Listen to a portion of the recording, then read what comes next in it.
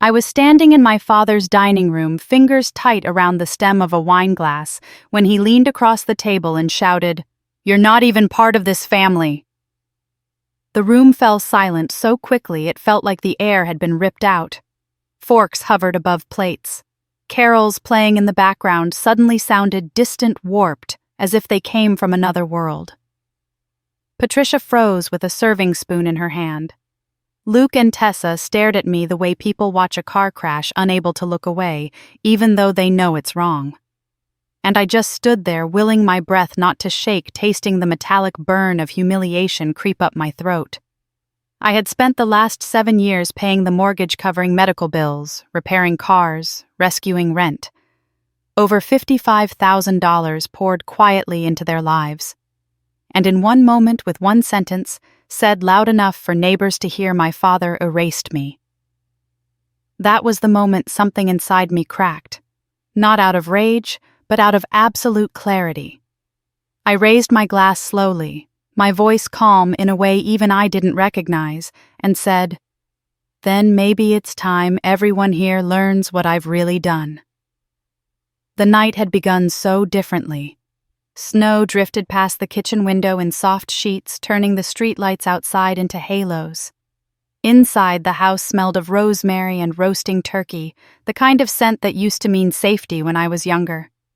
I had barely stepped inside when Patricia greeted me with a hug so tight it felt like she was holding on to something more than just me. Greg stayed seated in his recliner, eyes half on the TV, half on the glass of bourbon already in his hand. Luke swaggered in from the garage, bragging about a big win on a sports bet, as if that explained the new speakers booming from his car. Tessa rushed over to take photos by the fireplace, adjusting her hair every 3 seconds for her followers. And I took a deep breath, forcing myself to blend into the rhythm of the room the way I always had, as if invisibility were a skill I'd mastered.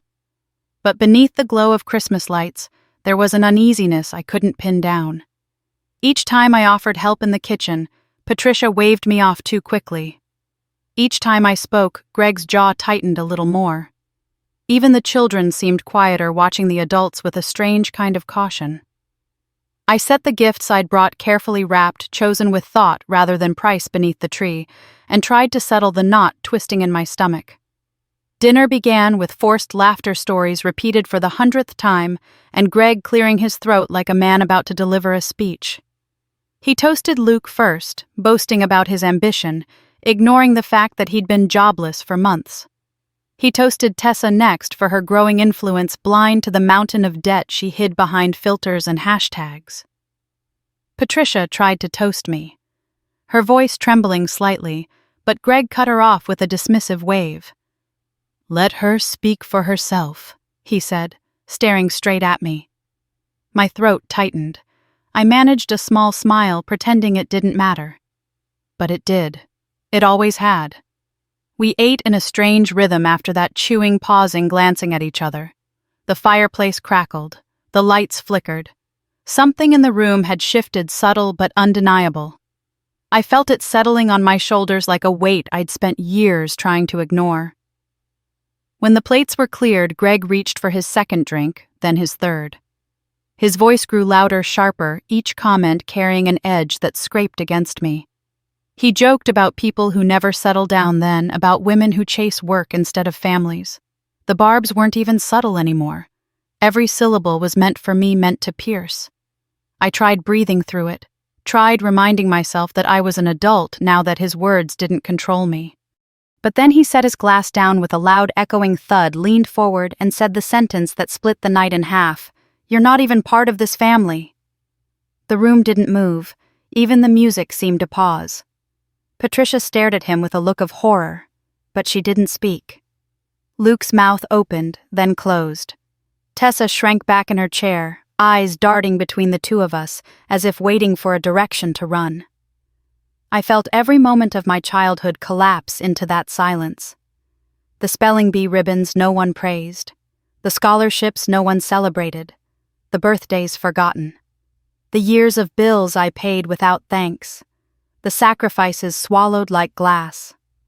And in that hollow, frozen quiet, something in me hardened, not painfully but cleanly like truth, finally snapping into place. I raised my glass steady and slow, and the room followed the movement as if pulled by a string. My voice didn't shake, it didn't rise. It simply existed sharp enough to cut through the air. "If I'm not family," I said, "then from this moment on, you won't be receiving anything more from me." The whisper that rippled around the table was the beginning of the end. But it was also the beginning of something else, something I had spent my entire life too afraid to claim. I was 19 when I first learned what it felt like to hold a family together with money I didn't have. Back then, I thought adulthood would taste like freedom.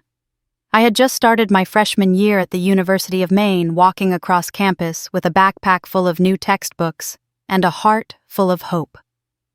I was the first in my family to go to college. I believed that maybe finally I had earned a place they would be proud of. But the truth was already on its way to shatter me. It came at 6 in the morning on a freezing Saturday. My phone buzzed on the nightstand, and when I saw Patricia's name, panic tightened in my chest. She never called that early. When I answered, her voice was low, whispering, trembling. "Jenna, sweetheart, I need you to come home. Please, don't tell your father I called." I sat up in bed, fully awake. "Mom, what's going on?" She breathed in sharply as if steadying herself. "The house. The mortgage. Things aren't right. Your father, he won't listen. I don't know what to do. I didn't pack a bag. I didn't even shower. I just grabbed my keys, got into my beat-up Honda, and drove through a snowstorm back to Portland." When I walked into the house, Patricia looked like she hadn't slept in weeks. She led me to Greg's office, a room he kept locked when he wanted to hide something, which was often. She handed me a small metal key with shaking fingers. "Just look," she whispered. Inside the desk were envelopes piled unopened, some months old. Red letters across the top screamed, "Past due final notice, default pending." The mortgage was behind by thousands. I felt my breath crumble. When Greg came home and found me standing there, he didn't look ashamed. He looked angry. "I told you I'd handle it," he snapped. "Stay in your lane, Jenna. My lane." As if I were some outsider wandering where I didn't belong. He brushed past me, sweeping the letters back into the drawer, as if the act of hiding them again somehow erased their weight. That night I overheard him in the kitchen talking to Luke. "A real son would understand what family responsibility means," he said loudly, clearly meant for me to hear. Luke laughed, that arrogant, hollow laugh he always used when he wanted approval. I sat on my childhood bed staring at the wall, realizing that whatever I did, no matter how hard I worked, I would always be on the outside of this family, unless I forced my way in. The next week I picked up extra shifts at the campus library. Then I got a second job at a cafe, working until my hands smelled like espresso grounds and bleach. I skipped buying my textbooks, printed readings at the library, walked to class to save gas money.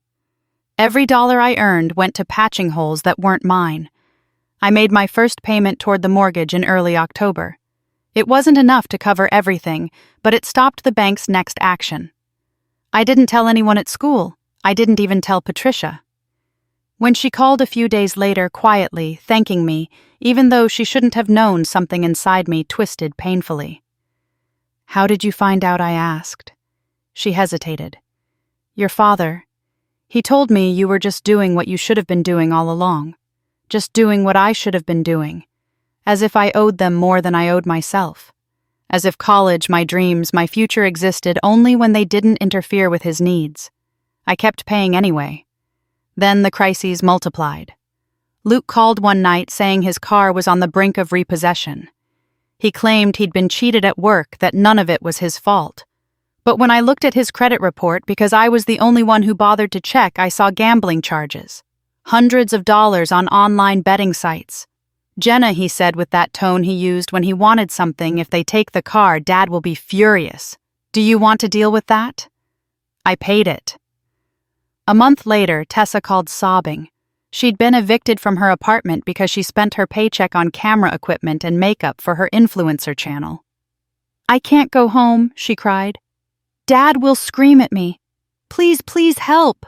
"I paid that too," Patricia whispered to me one night, her voice breaking. "They promised him you'd take care of everything. They told him you were the one who understood family." She sounded ashamed, small, afraid. I realized in that moment that my life had become a quiet extension of their failures. I wasn't a daughter, I was a safety net. The next time I visited home, Greg hosted a dinner for some relatives. He bragged about Luke paying the mortgage that month, said it proudly like Luke was some kind of savior. I sat there frozen while everyone clapped him on the back. Tessa leaned over and whispered, "Just let him have the moment. You don't need attention." I felt something crack inside me. Not like the shattering at Christmas years later. This was quieter, like a rope being stretched too far. After dinner, one of my aunts pulled me aside. "Your father said you're struggling financially. Are you okay, honey?" My chest went hollow. He wasn't just pretending my sacrifices didn't exist. He was erasing me and painting me as the burden. I drove back to campus that night, gripping the steering wheel until my fingers ached. I didn't cry. I didn't scream. I just stared at the dark road ahead and thought, if I don't walk away from them someday, they will take everything from me. I didn't know then that someday would come years later on a Christmas night when my father would finally say the words aloud, the words that had been living under every sacrifice I ever made. I used to think adulthood would get easier once I was out of college, once I had a real job and a real paycheck. But my early 20s didn't feel like the beginning of anything. They felt like slipping into a deeper version of the same role I'd played since childhood, silent, responsible, invisible. The only difference was the numbers got bigger, the emergencies more expensive, and the guilt heavier. The truth is, it all started the moment I paid that first mortgage bill during freshman year. It was a small payment, barely enough to stop the bank from breathing down their necks, but to me, it felt like a promise I didn't realize would turn into a chain. After that, the needs hit like waves I never had time to prepare for. I remember one night in particular sitting on the dorm room floor surrounded by open notebooks when my phone buzzed at midnight. It was Luke. He never called unless he wanted something. His voice was frantic, words slurring slightly. "Jenna, I screwed up. I need you okay. My car, they're gonna take it. Don't tell Dad, he'll lose it." I pulled up his account and saw the truth. Dozens of sports betting charges, the kind he always swore he didn't indulge in. When I confronted him quietly, he snapped, "Why would you look? Just help me." That single sentence felt like a slap. There was no gratitude, no shame, just entitlement. But I helped anyway, because if I didn't, Greg would explode at him. And somehow I always ended up protecting everyone from Greg's anger, even when it meant burning myself to do it. Then came Tessa. She spiraled through apartments the way most people cycle through music playlists. I'll never forget the trembling in her voice when she called me from the sidewalk outside her building. "He put my stuff on the curb, Jenna.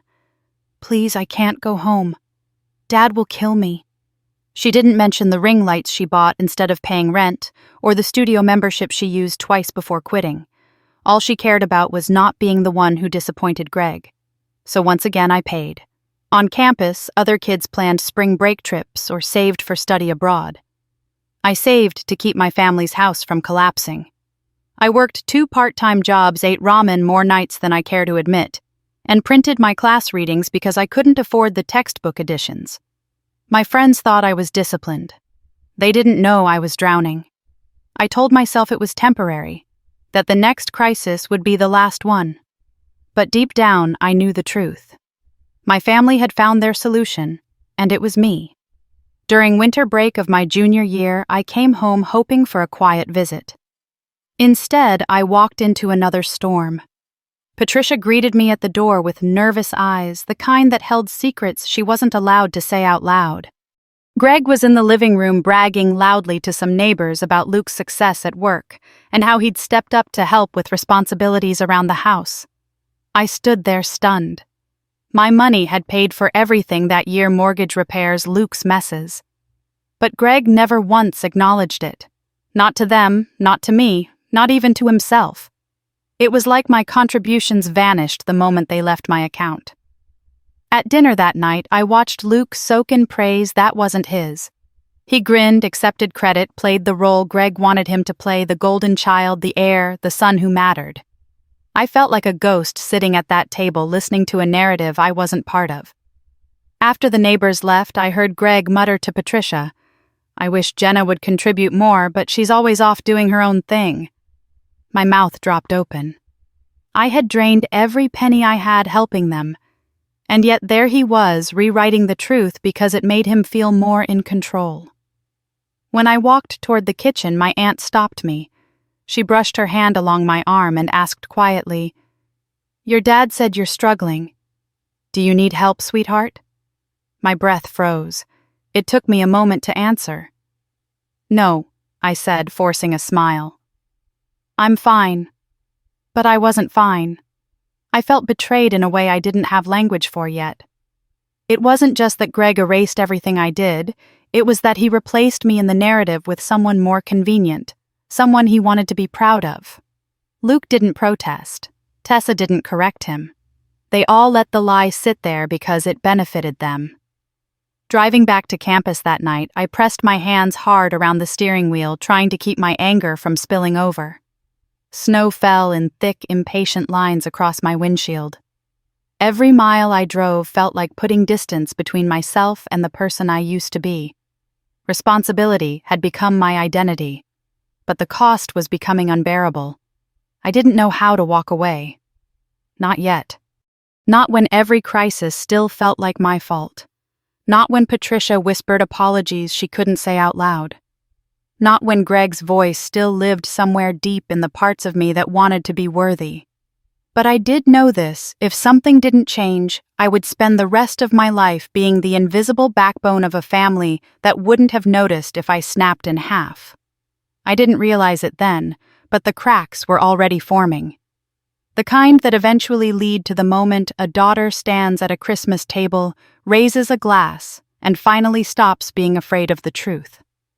Boston was supposed to be my clean slate, a fresh start, a new life where the only weight on my shoulders was my own ambition.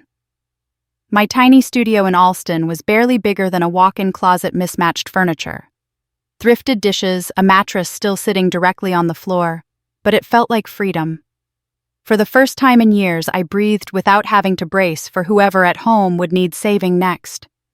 But that illusion cracked the very first night.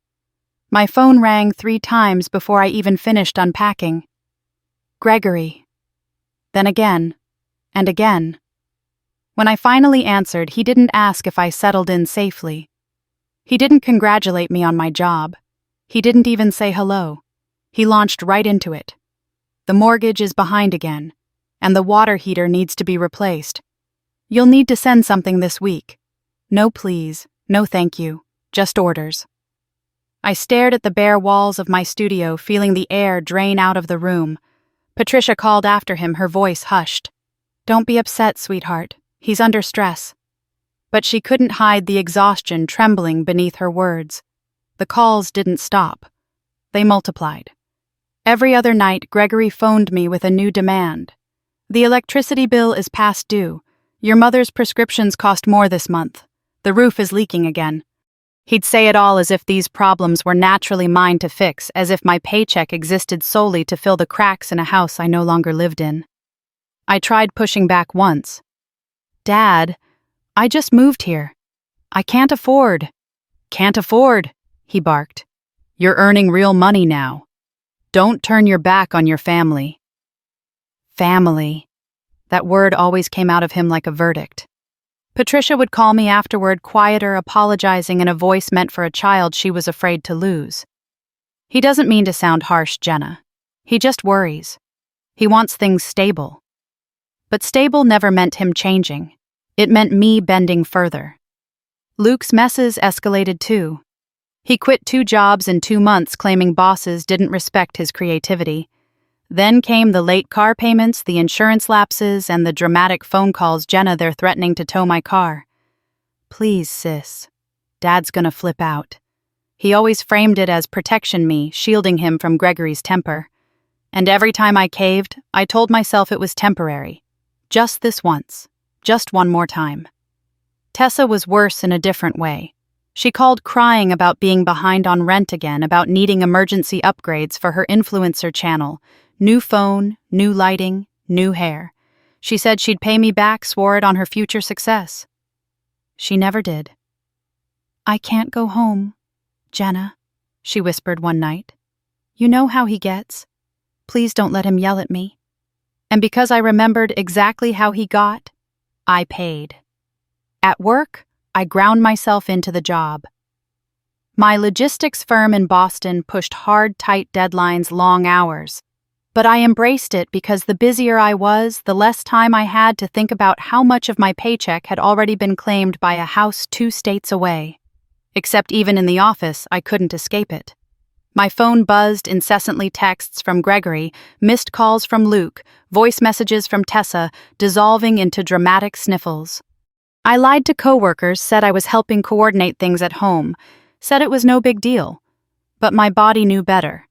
I woke up tired, went to bed tired, felt tired in the hours between. I ate at my desk, skipped outings, passed on date invitations, always assuming one of them would need something soon. My savings account stayed flat. My credit card hovered dangerously close to max. Meanwhile, the Lawson house glittered each season with new curtains, new lights, new furniture, all bought with money that never bore my name. One February night, after sending a $1,000 transfer for a sudden heating emergency, I caught my reflection in the dark monitor screen. My eyes looked older. My shoulders slumped forward like they were trying to fold in on themselves. I thought I'm 24 and already feel like I've lived a whole life of exhaustion. The breaking point came quietly.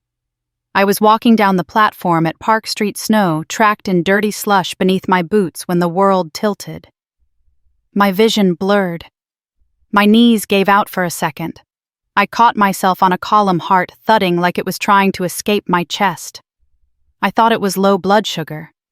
Later, I understood it was burnout, a slow collapse from years of carrying weights no one noticed I held. Still, I didn't stop. I didn't know how. Gregory's control only grew sharper. He called me during a family video chat one Sunday with Luke and Tessa, watching like it was entertainment, and said, "The furnace repair is $5,000. Jenna will cover it. She knows her responsibility." Patricia opened her mouth to protest, but Greg's glare cut her off. After the call, she texted me 2 words that I would not understand fully until years later. "I'm scared." I stared at those words for a long time.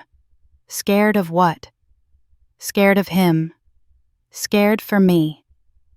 Scared of what he'd do if I stopped paying. I didn't ask. I didn't push. I just tucked the phone away and worked another late shift running numbers for a company that praised me but didn't know I cried in the bathroom between emails. Later that night, in my tiny apartment with the radiator hissing weakly, I opened a spreadsheet I kept just for family help. It stretched on for pages. Mortgage payments, car fees, overdue, rent, medical bills. A chain built line by line. Looking at it made something inside me ache so deeply I had to close the laptop. I lay on my mattress, staring at the cracks in the ceiling, knowing one truth with a clarity that scared me. If I didn't break this pattern someday, it would swallow me whole. And the people devouring me wouldn't even notice I was gone. Adrian and I were sitting across from each other in a warm little Italian restaurant in Cambridge, but the space between us felt colder than the wind clawing at the windows outside. Candlelight flickered between our plates of untouched pasta, casting soft shadows across his face. He kept twirling his fork in slow, distracted circles the way he always did when something weighed on him. I already knew this wouldn't be a normal dinner. I just didn't know yet that it would be the last one. He cleared his throat. "Jenna, when do we get to talk about us?" His voice was gentle, but the question lodged itself like a stone in my chest. I opened my mouth, but nothing came out. What was I supposed to say that I'd been too busy paying for my family's chaos to notice the distance growing between us? That every time he asked me to make plans, I flinched because I expected a crisis call at any second? That loving him felt like a luxury I hadn't earned? He looked at me carefully, studying the way my eyes darted to my buzzing phone for the fourth time that night. "See," he whispered. "Even right now, you're somewhere else." I forced myself to flip the phone face down, but it didn't matter. The damage was already etched into the space between us. We hadn't always been like this. We met back in college at a volunteer event stacking canned goods in a church basement. He made me laugh before I even knew his name. We spent weekends exploring little cafes, hiking trails just outside town, dreaming out loud about what our lives might become. With him, I never felt invisible. For a while, he made me believe I could be something more than a lifeline for everyone else. But then real life happened. His stories became interrupted by calls from Greg. Our dates were cut short by Luke's emergencies. I canceled movie nights when Tessa got evicted again because she couldn't figure out how rent deadlines worked. Adrian would reach for my hand as I scrambled to send money, reassure someone calm, someone fix something. "Your family needs help, fine," he'd said once, months before this dinner. "But when do you choose you? When do you choose us?" I hadn't had an answer then either. The waitress came by to refill our water, and Adrian thanked her softly. When she left, he leaned forward, elbows on the table. His eyes weren't angry, just tired. "I don't recognize you anymore," he said. "You're so overwhelmed that I feel like I'm dating your stress, not you." My stomach twisted. I wanted to tell him it wasn't forever, that things would calm down once my family got it together. But that was a lie. They never got it together. They never even tried. The phone buzzed again. This time it lit up with a message from Greg. "Call me now." I didn't answer, but my silence was answer enough. Adrian let out a breath that sounded like defeat. "This is exactly what I mean." I pressed my palms together, fingers trembling. "I'm trying," I whispered. "I know you are," he replied. "But trying isn't the same as choosing." His words hit harder than anything my father had ever said to me. Adrian wasn't accusing me. He wasn't punishing me. He was telling the truth. "I feel like I'm always held together by your absence," he said. "Like I get whatever's left of you after your family takes the rest. It wasn't fair." But it was accurate. "I love you," I finally said, my voice cracking. I feel responsible for them." He nodded slowly. "And that's the problem. You're carrying a family that should have carried you." I felt my throat tighten. Tears burned at the corners of my eyes, but I blinked them back. I don't know how to stop. He reached across the table and gently took my hand. "I know, and that's why I have to." The words didn't register at first. "Have to what?" He exhaled, eyes steady on mine. "Jenna, I can't keep doing this. I can't keep waiting for a version of you who isn't drowning. I love you, but you're disappearing and I'm losing you piece by piece." My breath caught. "Don't say that." "I have to," he said softly, "because if I don't now, it'll hurt even more later." Something inside me crumbled. But I didn't argue. How could I? I had pushed him away by accident, one sacrifice at a time. He squeezed my hand once more, then let it go. "I hope someday you choose yourself." That was the moment the dinner ended. The moment we ended. Outside, the cold hit me like a slap. Snow drifted down in thick, slow flakes as I walked to my car, each step heavier than the last. My breath fogged in the air, and for a moment I had to lean against the door just to keep from collapsing. I drove back to my apartment in silence, the streets blurred by tears I refused to wipe away. When I got home, I sat down at my kitchen table, opened my bank app, and stared at the last transfer I'd made earlier that day for a furnace repair Greg insisted was my responsibility. That's what I had traded my relationship for. A house that wasn't mine. A family that treated me like a resource. A father who withheld approval like oxygen. a brother and sister who clung to me like anchors. I pressed my forehead to the table and cried until I couldn't breathe. I lost the one good thing in my life because I didn't know how to stop saving people who never tried to save me. And I didn't realize then that this loss was just the beginning of the breaking point I was headed toward. A breaking point that would arrive on a Christmas night years later when I finally stopped being afraid of the word no. The morning after Adrian left, I woke up in my tiny studio without remembering how I'd fallen asleep. My eyes felt swollen, my throat raw. Sunlight pushed through the blinds in thin accusatory lines illuminating the empty chair where he used to sit when he visited. I lay there staring at the ceiling, listening to the radiator hiss, feeling nothing and everything at once.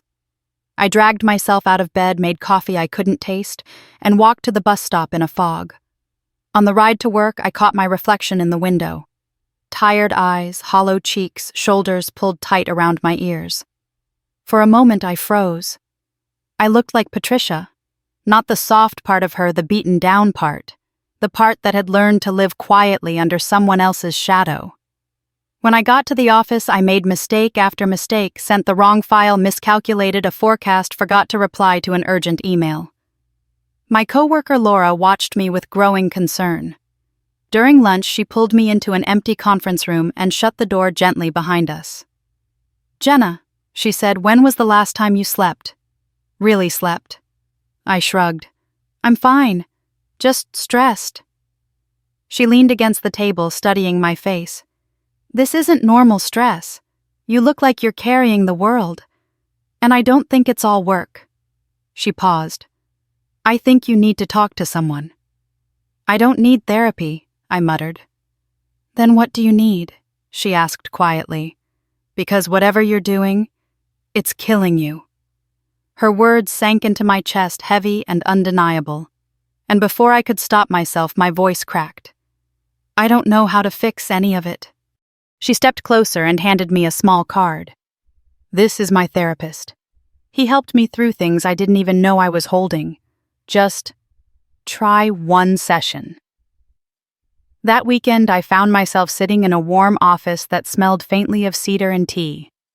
Dr. Samuel Hayes had kind eyes, the kind that made you feel seen even when you wanted to disappear. He gestured toward the couch, and I sat stiffly, arms folded across my chest. "So," he said gently, "what brought you here?" I wanted to lie. I wanted to say, work, stress, or a breakup, or something simple. Instead, the truth spilled out faster than I could filter it. "I think I'm disappearing." He didn't flinch. "Tell me what that means." I told him about my family, the mortgage, the medical bills, the car payments, the rent, the crises that never ended. I told him about Greg's anger, the way he demanded help as if I owed him my entire future. I told him about Luke's gambling lies and Tessa's endless dramas.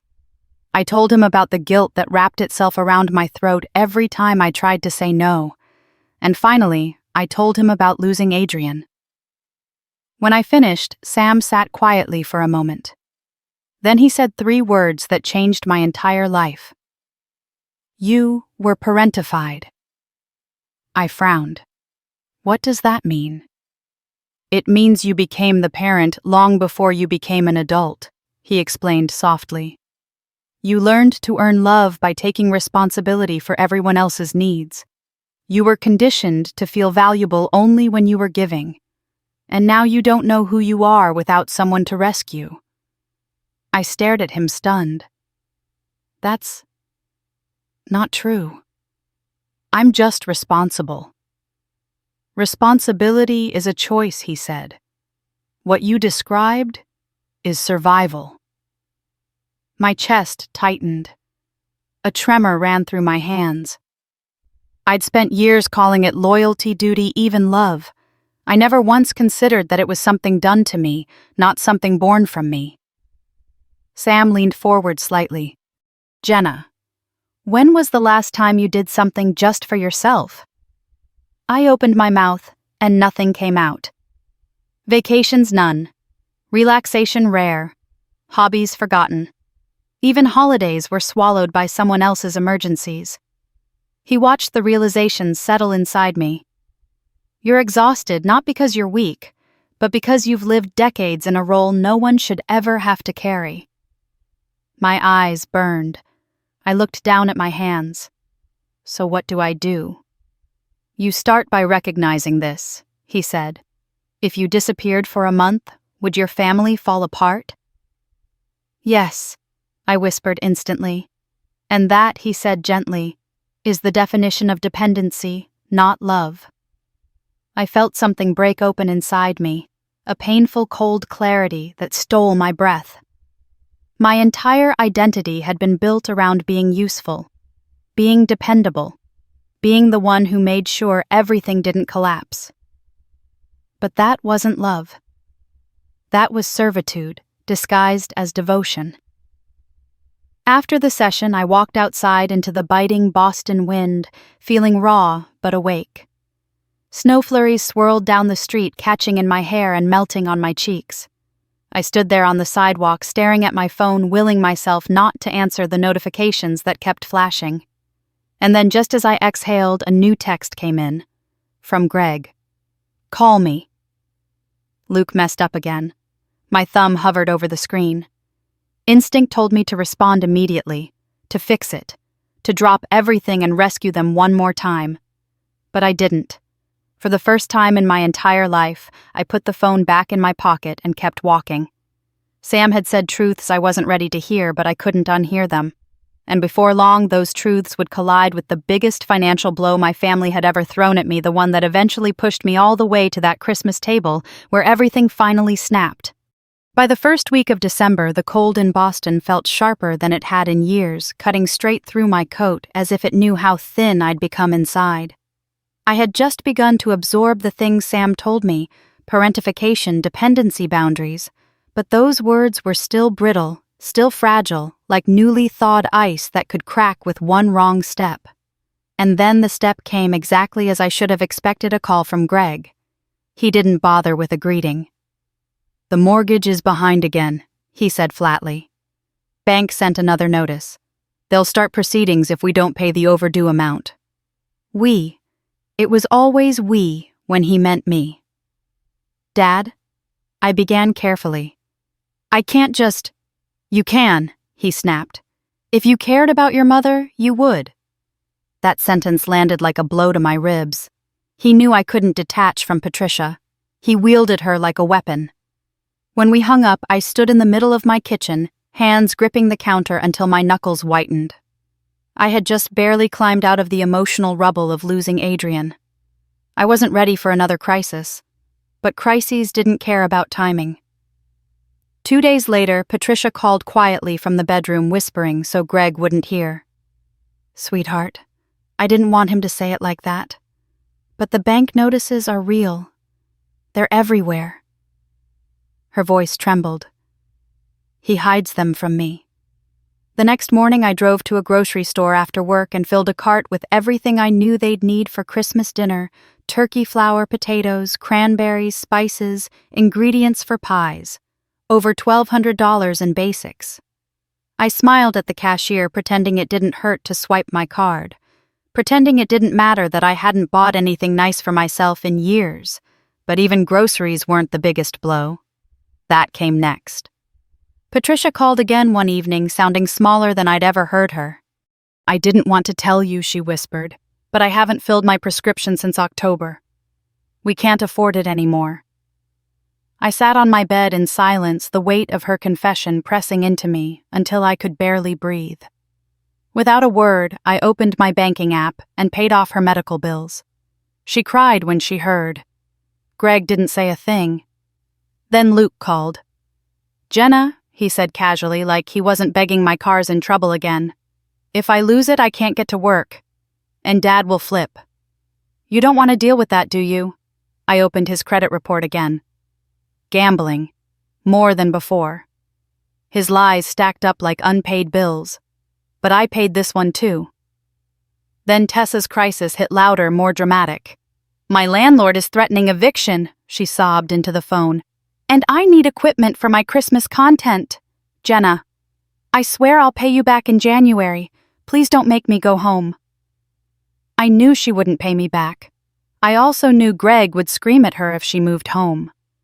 The guilt wrapped itself around my ankles like chains. I paid her rent, her utilities, even her emergency hair appointment. One night after sending money I couldn't afford to lose, I sat at my kitchen table surrounded by receipts, statements, and bills.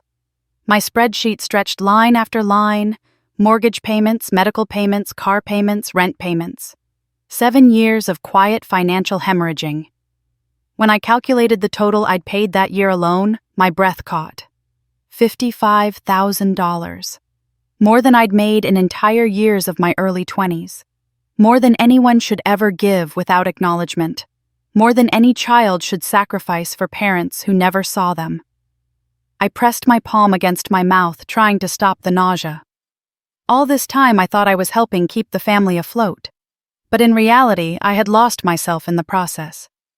Just as I was collecting the receipts into a sad, trembling stack, I heard a soft knock on my apartment door.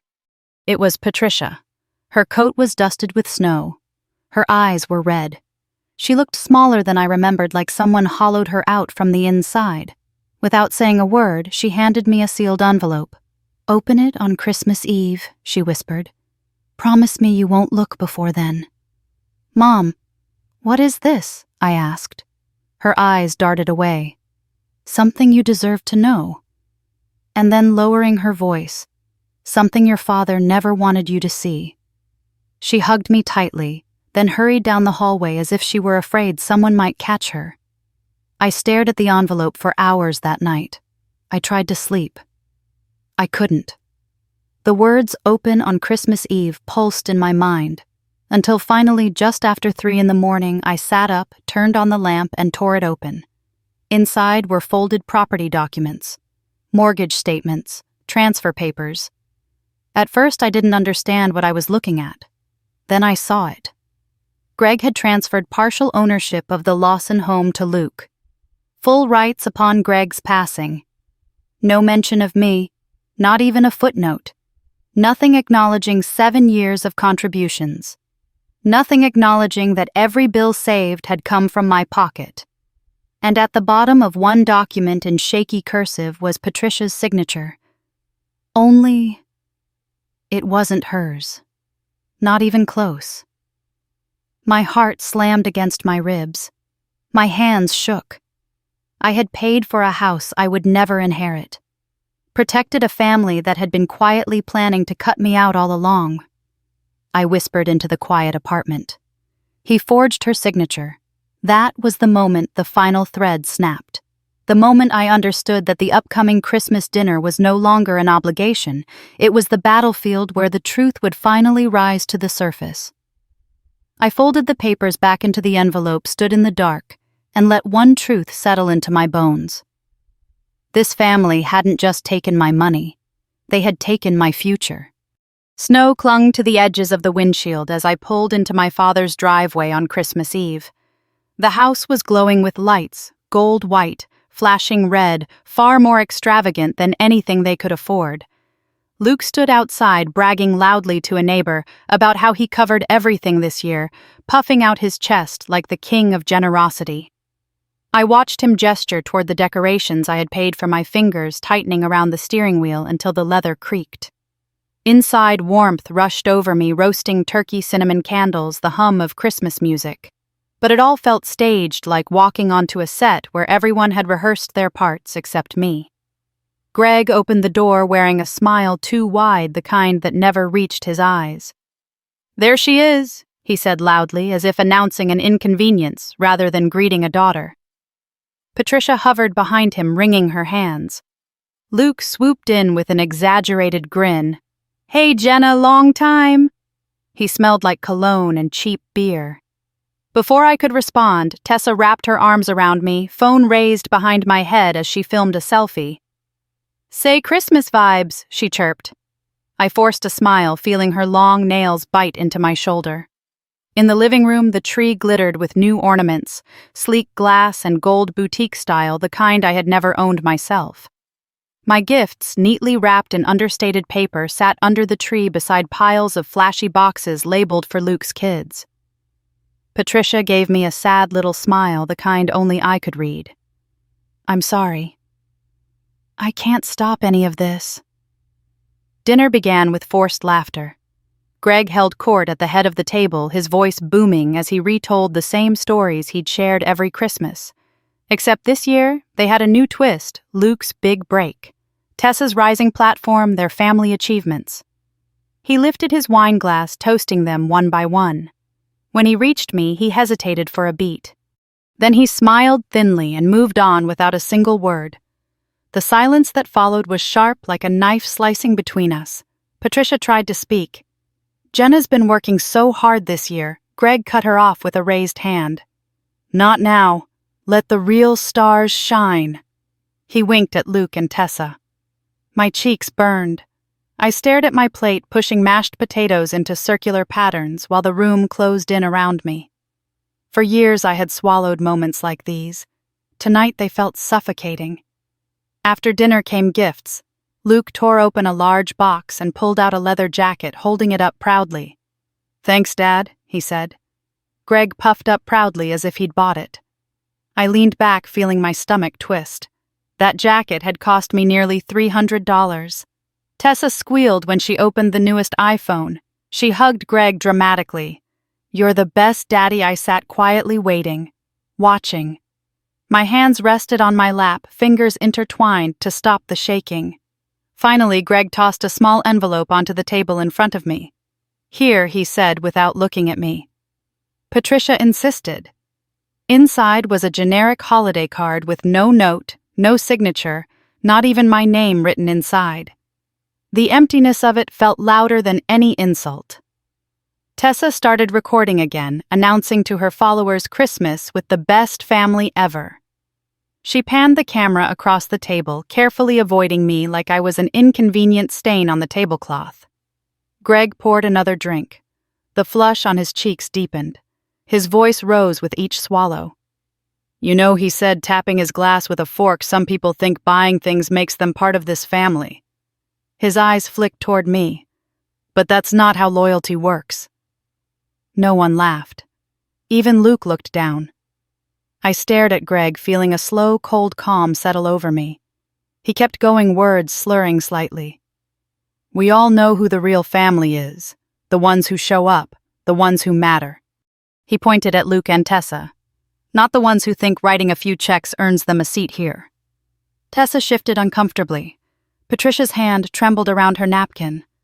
When I stood, the chair scraped loudly against the floor. The room froze. Every eye turned to me. Greg smirked. What? Don't tell me you're offended. You've never really fit in here, Jenna. You never were truly part of this family. Not the real one. For a moment, the world went silent. I looked at him, at the children clinging to their parents, at Patricia staring at her lap, at Luke tapping his fingers nervously, at Tessa wiping her mascaraed eyes. And then at the Christmas lights blinking across the room like they were waiting. I reached for my glass. Is that so? I said softly. Greg shrugged. That's exactly so. I raised my glass slightly, letting the room hold its breath. My voice didn't shake. It didn't crack. It was the calmest I'd ever heard myself. Then I guess it's time everyone here learns the truth. The words settled like snow, quiet, cold, heavy. And for the first time all night, every single person at that table looked at me, really looked at me because they knew something was about to break. I lifted my glass just high enough for the light to catch it, watching the entire room fall into a silence so thick it felt like the air had stopped moving. Greg leaned back in his chair with a smug grin, confident he had already won whatever battle he thought he was fighting. Luke swallowed hard. Tessa wiped her smudged mascara. Patricia stared at her hands, already bracing herself for the explosion she sensed coming. If I'm not part of this family, I said softly, then maybe it's time we talk about what I've really done for this family. Greg scoffed, waving a dismissive hand. Oh, here we go. I paid the mortgage. I continued, my voice slicing through his interruption. 7 years of past due notices, 7 years of saving this house from foreclosure. The room stilled. Luke's elbows slid off the table. Patricia's breath caught, and when Mom's medical bills piled up because someone refused to buy insurance. I looked straight at Greg. I paid those too. A beat of stunned quiet followed, then a subtle gasp from Tessa. Greg's smirk faltered. Don't exaggerate, I'm not. I placed my glass down gently. I paid your bills. I worked 2 jobs in college to cover the repairs you ignored. I paid the utilities you let lapse. I bought the groceries that kept this kitchen running. And when your credit tanked, I wired the money without asking questions. Patricia covered her mouth. Her shoulders shook. And you know what else I said, turning to Luke? Your car wasn't saved by luck or responsibility. I paid off your repossession fees. Twice. And the gambling charges you swore you never made, I covered those too. Luke's face drained of color. I told Dad I'd pay you back. No, I cut in. You told him I would cover it. Because that's what he taught you. I turned to Tessa next. Her lips parted, but no words came out. Tessa. I said your rent, your phone upgrades, your influencer equipment, your emergency hair appointments, those weren't acts of generosity from Dad. They were paid for by me. All of them. Her eyes filled with tears. Jenna, please don't. You wanted the truth, I said quietly. Now you have it. Greg slammed his palm on the table. Enough. You don't air our dirty laundry like this. I stared at him unblinking. You declared I wasn't family in front of everyone. You opened the door. The room vibrated with tension. Even the children had gone silent, sensing something monumental unfolding. I stepped back from the table, breathing steadily. Do you want the total? The full number? No one needs to. Greg began. It's $55,000, I said. In 7 years. That's what I've given this family. Gasps rippled around the table. Luke's eyes widened. Tessa covered her mouth. Patricia cried openly, now tears streaming down her cheeks. Greg looked stunned for a moment, then furious. That's a lie. It's in my bank statements, I replied calmly. Every penny accounted for, every crisis solved, every responsibility taken. The Christmas lights flickered above us. The fire crackled in the hearth. Outside, the wind howled against the windows like the world itself was listening. And here's what you did with all of that, I said, reaching into my bag. Something I never would have known if Mom hadn't found the courage to warn me. I pulled out the envelope, the same one Patricia had given me with trembling hands. Greg froze. I laid the property documents on the table. You transferred ownership of this house to Luke, not me, not even partially. You cut me out completely. Luke looked at the papers in horror. Dad! What? And I continued, you forged Mom's signature. Tessa gasped. Patricia burst into sobs. Greg lunged forward, trying to grab the documents, but I stepped back. Don't bother. I made copies. Jenna. He barked, voice cracking. You are overreacting. No, I said quietly. I've been underreacting for my entire life. He pointed at me with a shaking finger. You ungrateful little... I am done, I said louder than I intended. Do you hear me? I am done being your worker, your wallet, your problem solver. I'm done being your servant. The room felt electric. No one moved. No one breathed. For 7 years, I said slowly, I held this family together while you took credit for everything. And tonight, you told me I wasn't family. Greg's face twisted. If you walk out that door, don't bother coming back. I put on my coat with steady hands. Don't worry, I said softly. You made that clear long before tonight. Patricia reached out, grabbing my sleeve. Jenna, I'm sorry. I'm so sorry. I leaned down and kissed her forehead. I love you, Mom. But I can't keep drowning for people who will let me sink. Luke whispered. Jenna, please, what am I supposed to do? Figure it out, I said. the way I always had to. Greg tried one last time to regain control. "You'll regret this." I turned to him calm as winter ice. "No, I regret not leaving sooner." And then I opened the door. Cold air rushed in sharp and clean. Snowflakes drifted onto my coat as I stepped outside. Behind me, chaos erupted, shouting, crying accusations, but none of it reached me anymore. For the first time in my life, I let the door close without turning back. And as I walked across the frozen yard toward my car, one truth settled into my bones like the bite of winter itself. Their world was about to collapse without me, and I was finally ready to let it. The morning after Christmas felt strangely bright, the kind of sunlight that shouldn't exist after a storm. I woke in my apartment to a phone buzzing non-stop on the nightstand. At first I ignored it, burying myself under the blankets, my body exhausted from the emotional wreckage of the night before. But the buzzing kept coming in waves, calls, texts, voicemails, until the sound felt like it was drilling into my skull. When I finally reached for the phone, the notifications flooded the screen so fast I had to blink. 6 missed calls from Patricia, 3 from Luke, 4 from Greg, 2 from Tessa, and dozens of messages from all of them. The most recent voicemail was from Patricia, her voice trembling. "Jenna, sweetheart, something happened last night after you left. Please call me back, please." My chest tightened. I sat up slowly, my hair tangled, my heart pounding with a dread I couldn't yet name. Then another message arrived from Luke. Short, panicked. "Jenna, please answer. Dad's losing it." I exhaled shakily, pressing the heel of my hand against my forehead. Of course he was losing it. Without me holding their world together, everything would start to crack. That was inevitable, but I wasn't ready not yet to hear their voices again. Instead, I got up, made coffee, and sat at the small kitchen table staring at the steam rising from the mug like it was the only thing in my world still steady. My body felt lighter and heavier, at the same time free and terrified.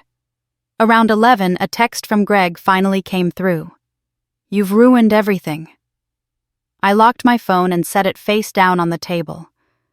2 hours passed. Every time I looked at the notifications piling up, the guilt tried to claw its way under my ribs, whispering the same lies it had whispered for 7 years. Go back, fix it, keep them afloat. But another voice, the one Sam had helped me find, was stronger this time. "You don't owe them your life." I wrapped myself in a blanket and tried to breathe through it. I had always believed that if I stopped helping, everything would collapse. And now, watching the chaos build from a distance, I finally understood something clearer than ever. Yes, it would collapse, because it had never been my job to hold it up in the first place. By mid-afternoon, a new voicemail appeared. I pressed play, reluctantly expecting more anger. Instead, I heard Patricia's quiet, uneven breath. "Jenna, your father received a foreclosure notice this morning. The bank is coming for the house." She stopped to compose herself. "And he's blaming you. He's telling Luke and Tessa you betrayed the family. I can't get him to calm down." She cleared her throat. "He told the neighbors that you stole from him. Jenna, please. He's spinning out. I don't know what to do." I closed my eyes, letting her words wash over me like cold rain. Of course Greg would twist the story. He always needed someone to blame. And without me there to absorb his anger, he had nowhere to put it. I scrolled again. Luke had sent 12 messages. Tessa, 8. Luke's were frantic. "They're saying I have to cover the mortgage now. I can't do this." "Jenna, please help me. Just this once. I'll pay you back, I swear. Please." But even in his panic, he framed it around himself, never acknowledging the years I had paid for all of them. Tessa's messages were more volatile. "Are you serious right now? Dad is furious. You made him look stupid in front of everyone. You didn't have to humiliate us. What is wrong with you?" And then another fine. "If the house goes under, that's on you." I stared at her last message for a long time. Once that sentence would have shattered me. Now it only confirmed that I had done the right thing. The house was collapsing because Greg had built it on lies and entitlement. I'd only stopped being the glue. By evening, I turned my phone off completely. I cooked myself dinner for the first time in weeks, something simple, warm, grounding. I sat on the couch with a blanket wrapped around my legs and watched the snow fall outside the window, letting the stillness replace the chaos. I didn't check the time. I didn't think about work. I didn't think about Christmas dinner. I didn't think about the 67 messages waiting in my inbox. For the first time in years, I didn't think about my family at all. The next morning, I turned my phone back on, heartbeat steady, resolve firmer than before.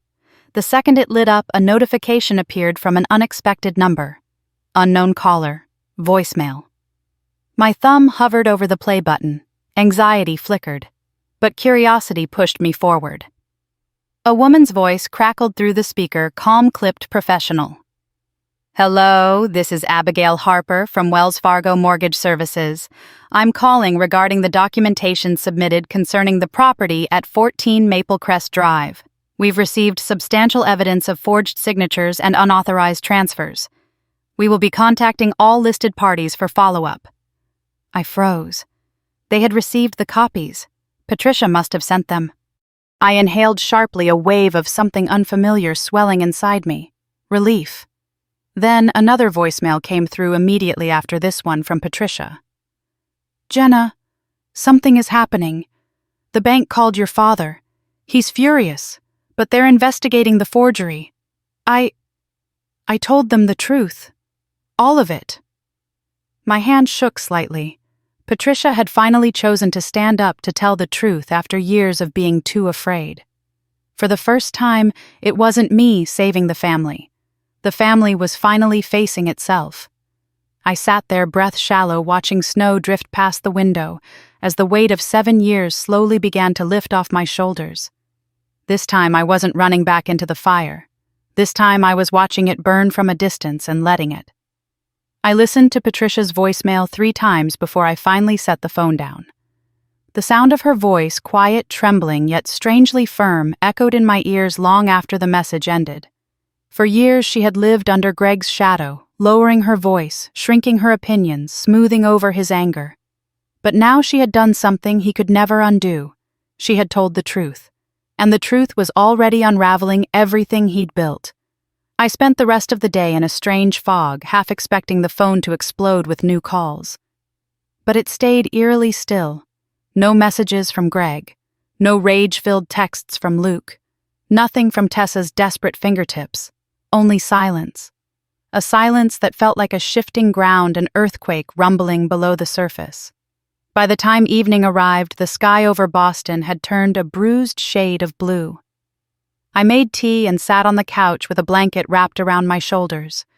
The steam rose in slow spirals, soft and ghost-like, and for the first time in months, my apartment didn't feel like a cramped refuge from chaos. It felt like a space that belonged to me. When my phone finally buzzed, it startled me enough that I nearly spilled my tea. The screen lit up with a name I hadn't seen in a long time. Adrian. My throat tightened. I hadn't spoken to him since the day he walked out after telling me he couldn't build a life around emergencies. That he loved me, but not the version of me who spent every paycheck on family crises instead of our future. At the time, his words had felt cruel. Now they felt like a prophecy. I hesitated, heart thudding in my chest, then answered with a tight breath. "Hello." His voice was cautious, almost unfamiliar. "Jenna. I heard about what happened. Your sister posted something cryptic online. Are you okay?"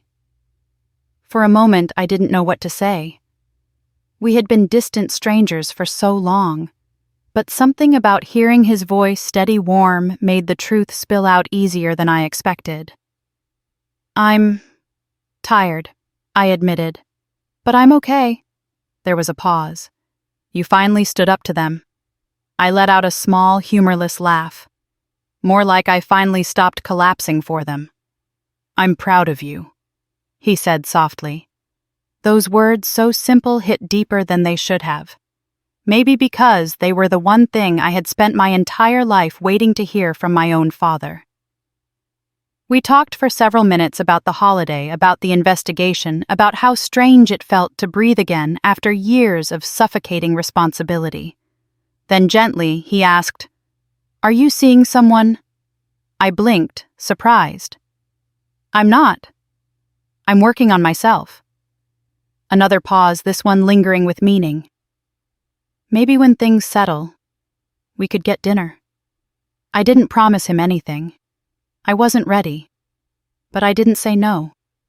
We hung up with a softness that didn't ache the way it once did. When the call ended, I sat there staring at the empty air in front of me. My life, my real life, was moving again. 2 days later, I found myself in a therapist's office, sitting across from Sam with a small smile tugging at my lips. She noticed immediately. "You look different," she said warmly. "Do I?" I asked, shrugging lightly. "Yes. You look unburdened." I told her everything.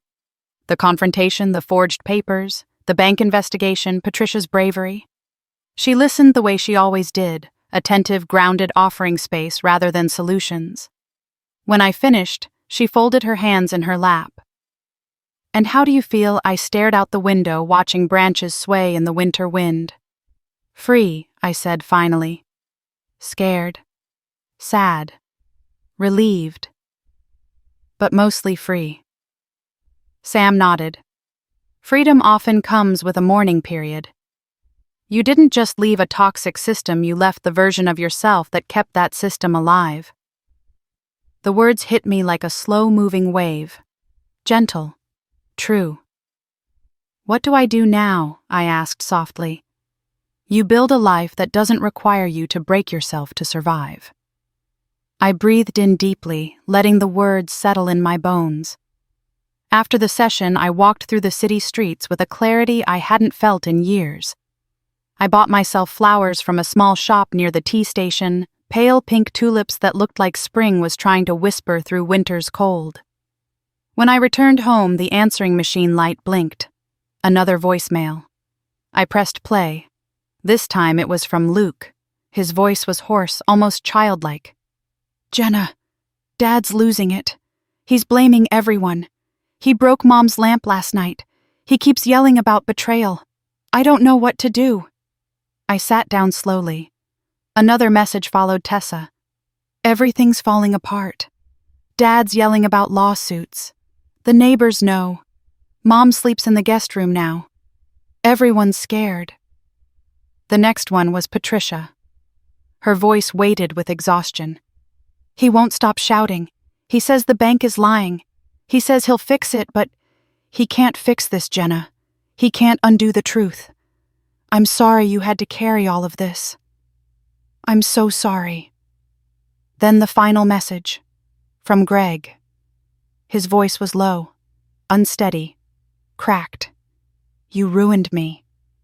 It wasn't anger. It wasn't fury. It was defeat.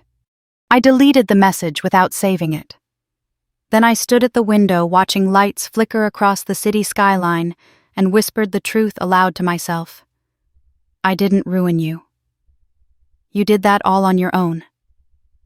That night I made myself dinner, lit a candle, and sat in the quiet, a quiet that no longer felt empty, but earned. A quiet that no longer demanded explanation or apology. A quiet that finally belonged to me. Winter slipped into February before I realized how much time had passed since that Christmas night. The days no longer revolved around crisis alerts or last-minute transfers. My mornings were quiet, predictable in a peaceful way I had never experienced. I woke to sunlight instead of dread. I drank my coffee without bracing for someone else's emergency, and for the first time in my adult life, my money stayed in my own bank account long enough to feel real. The investigation moved quickly. Wells Fargo contacted me twice more for clarifications, and then one cold Tuesday afternoon, Patricia called with a trembling voice. "The house. It's no longer in your father's name," she said. "They've frozen everything until the case is reviewed. He's furious. But he can't lie his way out this time." I leaned against the counter, letting the news settle over me like warm water. "How are you?" breathing," she whispered.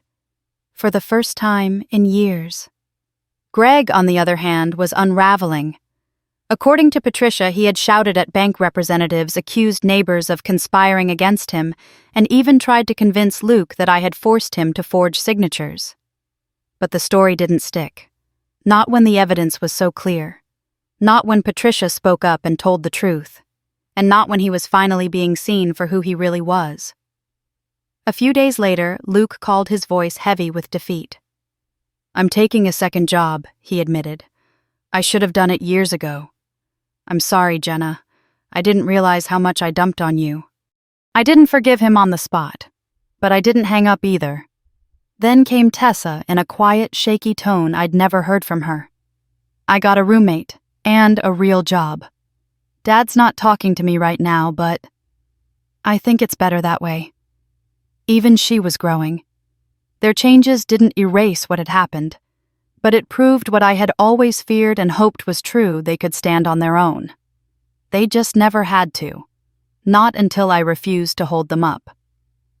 That weekend, my company hosted a small networking retreat in Providence.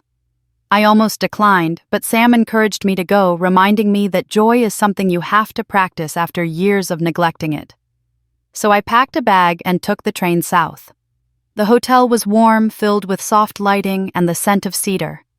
During a break between sessions, I wandered into the lounge and froze when I heard a familiar voice. "Jenna." I turned, and there was Adrian. Hands in his pockets, smile uncertain but eyes kind. He had always been kind. I just hadn't known how to accept it back then. "Hey," I said, surprised at how steady my voice sounded. We talked for an hour about work, about Hawaii, about everything we'd been through separately. When he gently reached for my hand, I didn't pull away. Instead, I let him hold it. And for once, I didn't feel the weight of someone else's dependency pressing down on me. I felt seen, equal, present. We agreed to meet for dinner the following week. This time, not as a couple trying to outrun my family's chaos, but as two people standing on firmer ground. When I returned to Boston the next day, I found myself smiling at nothing in particular as I unlocked my apartment. The air felt lighter. My life felt bigger. A week later, I visited Patricia. She greeted me with the softest smile I'd seen in years. Without Greg pacing behind her, she seemed like a different woman, smaller in some ways, stronger in others. We sat at the kitchen table, sunlight warming the chipped edges of the wood. "You saved me," she whispered. I shook my head. "Mom, I didn't save you. I just stopped saving everyone else."